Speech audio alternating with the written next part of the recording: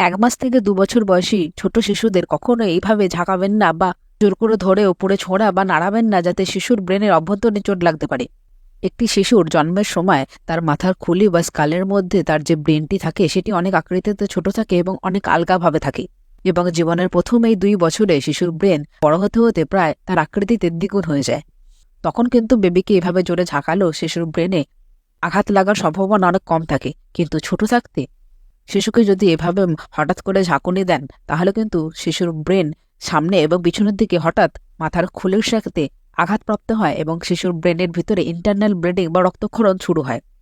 এর প্রমাণস্বরূপ আপনাদের একটি ভিডিও দেখাচ্ছি। দেখতে পাচ্ছেন এখানে হঠাৎ করে বাবা কন্যা সন্তানটিকে কোলে নিয়ে হঠাৎ করে লাফানোর কারণে শিশুটির মাথায় হঠাৎ একটা তীব্র ঝাঁকুনি লাগে, এবং এই ঘটনার পরেই শিশুটি কোমায় চলে যায়। শিশুটিকে অনেক চেষ্টা করেও বাঁচানো যায়নি এবং তার ব্রেন ডেথ হয়।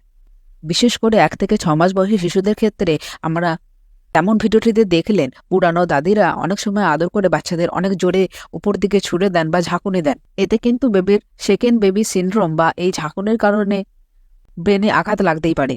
আর একবার বেবির সাথে এরকম সেকেন্ড সিনড্রোম যদি ঘটে যায়, তবে আপনি বেবিকে বাঁচিয়ে রাখতে সক্ষম হলেই কখনোই বেবিকে আগের মতো সুস্থ করে তুলতে পারবেন না। নয় বেবি পঙ্গু হয়ে যাবে, কোমায় চলে যাবে, নয়তো শরীরের কোনো অঙ্গ একেবারেই কাজ করা বন্ধ করে দেবে, এবং খুব জোরে আঘাত লাগলে কিন্তু শেষ পর্যন্ত ব্রেন ডেথ হয়ে শিশুর মৃত্যু হতে পারে।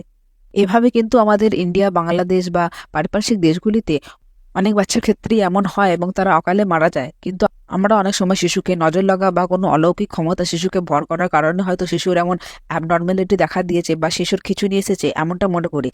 তাই অভিভাবকরা প্লিজ, আপনারা যেমন বেবিকে একটু আদর করতে গিয়ে বা রাগের মাথায় হঠাৎ খুব বেশি ঝাঁকাবেন না, তেমনি অন্য কারোর কোলেও বেবিকে দিলেন তাদেরকে স্ট্রিক্টলি নিষেধ করে দিয়ে বেবিকে যেন বেশি ছোড়াছুড়ি না করা হয় বা বেশি ঝাঁকানো না হয়। শিশু স্বাস্থ্য ব্যাপারে আরও জানতে পেজটিকে ফলো করে রাখুন।